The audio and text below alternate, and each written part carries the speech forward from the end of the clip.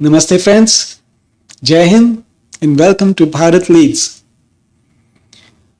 When we usually talk about language, we think of it as this living, breathing thing, right? It is always evolving, shifting, picking up new slang, losing old words, just like a river carving new paths. But what if, way back in the day, one of the oldest languages wasn't just spoken? What if it was actually built? Like carefully engineered with incredible precision? Well, that's exactly what we're diving into today. The amazing story of Sanskrit. Even its name tells you something special. It literally means perfected, refined, or put together really well. It is a true cultural powerhouse that unbelievably has stayed pretty much structurally perfect for thousands of years. So, how did Sanskrit manage to do that? How did it resist all the normal wear and tear that changes every other language we know? The secret, my friends, comes down to one incredible person in one absolutely groundbreaking book. Picture this. Centuries before anyone in the West even dreamed of formal logic, somewhere in India, in 5th or 4th century BCE, there was a brilliant scholar named Panini. He did something no one else in history had ever even attempted. He essentially froze a living language in time. And he didn't do it with a simple dictionary or a big list of words. Oh no. He did it with a flawless, self-contained machine of rules. He crafted a system so incredibly precise, so mind-bogglingly logical, that today computer scientists recognize it as the clear ancestor of modern computing. We are talking, of course, about Aṣṭādhyāyī, which just means the 8 chapters. But trust me, it is way more than just a grammar book. It's actually the world's very first formal algorithm, the most complete and generative blueprint for any language ever created. So get ready.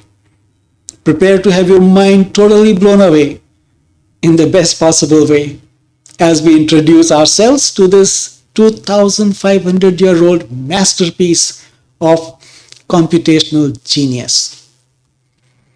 Now, look at the genius at play here. Panini made the grammar as an algorithm. No, really. We're talking about one of the most mind-blowing intellectual achievements ever. Pāṇini's Aṣṭādhyāyī. His Aṣṭādhyāyī is a total masterpiece of being concise. He didn't write a textbook that just described how people spoke. No. Instead, he built this incredible system with nearly 4,000 sutras, or aphoristic rules, all designed to create every single grammatically correct word and sentence in Sanskrit. Let's first look at the Maheshwara Sutras, also known as Shiva Sutras. These sutras are a set of 14 aphoristic verses or sound lists. They are considered to be the most fundamental arrangement of sounds in the Sanskrit language.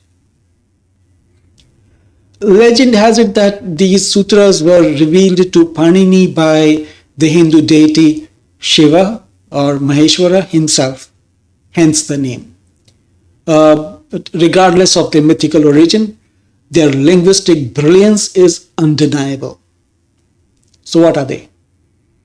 The Maheshwara Sutras are carefully ordered lists of phonemes, basic sounds of Sanskrit. grouped in a specific way that is crucial for the efficient functioning of Panini's grammar. They are as you see here. What does this arrangement of sounds do? First, they provide a complete and systematic inventory of all the phonemes in Sanskrit, categorized in a specific phonetic order. For example, vowels first, then semi-vowels, nasals, and then finally stops. Then you have the it markers, also called anubandha. Each sutra, except the last one in some interpretations that I have seen, ends with a consonant that has a diacritic mark. These final consonants are called it markers or anubandha. They're crucial because they themselves are not part of the actual sound inventory, but serve a vital functions as markers for grouping sounds. They are ignored when forming sound groups. Next, we have what are called pratyaharas, which can also be called as abbreviations. This is the most important function of Maheshwara Sutras. A pratyahara is formed by taking a sound, the initial sound from any of the Maheshwara Sutras, and an it marker or anubandha from any subsequent sutra. All sounds between the initial sound and the it marker, excluding the it markers themselves, are then included in that group. So let's take a couple examples. Example 1, ach. Take a, the first sound from Sutra 1, and then take cha, the anubandha from Sutra 4. The pratyahara ach therefore refers to all the vowels. This single abbreviation covers a large set of sounds very concisely. Similarly, example 2, hal. Take ha, the first letter from Sutra 5, and take la, the anubandha from Sutra 14.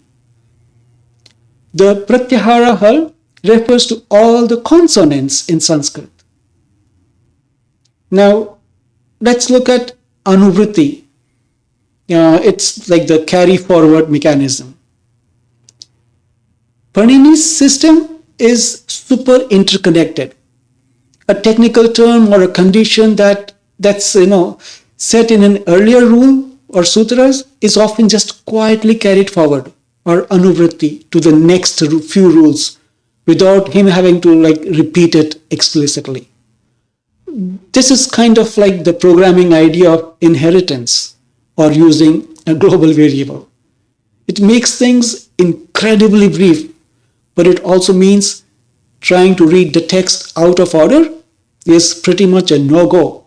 You've got to follow the sequence. Now, languages can be messy, right? Sometimes you might have two different rules that seem to apply to the exact same situation. Pāṇini totally thought of this and dealt with it using meta rules, which act like the precedence rules you learn in algebra or programming.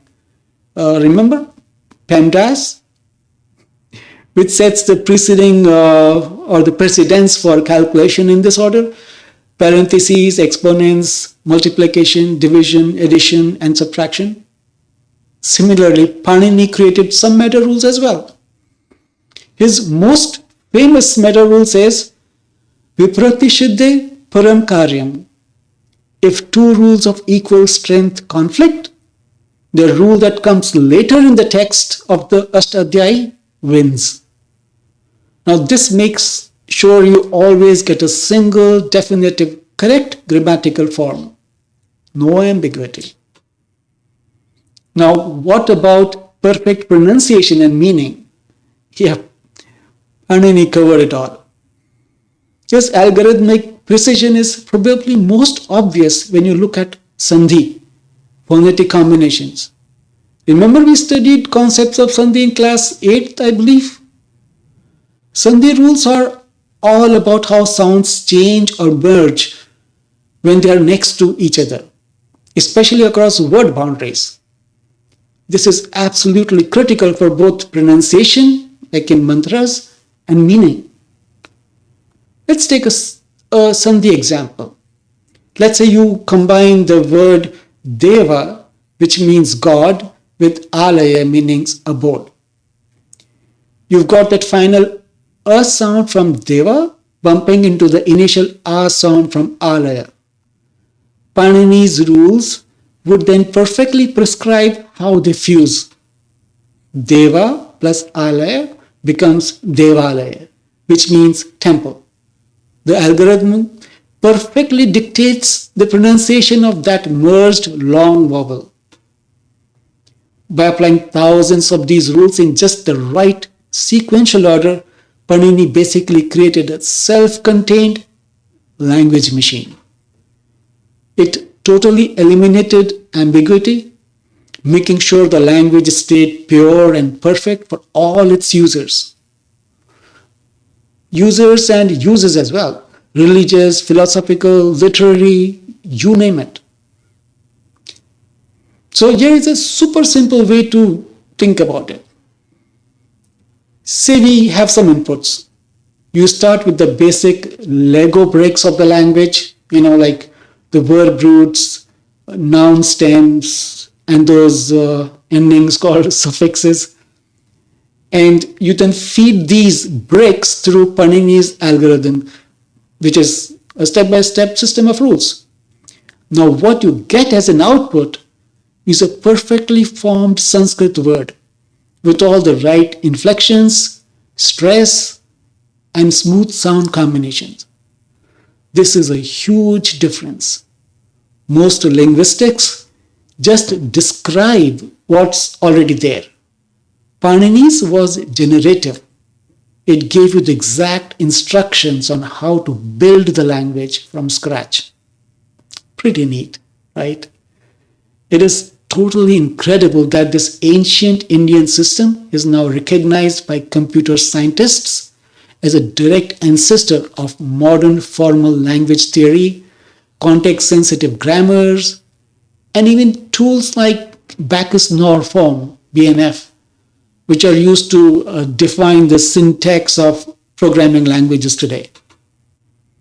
So, next time you hear a beautifully chanted Sanskrit mantra, remember that what you are hearing isn't just tradition.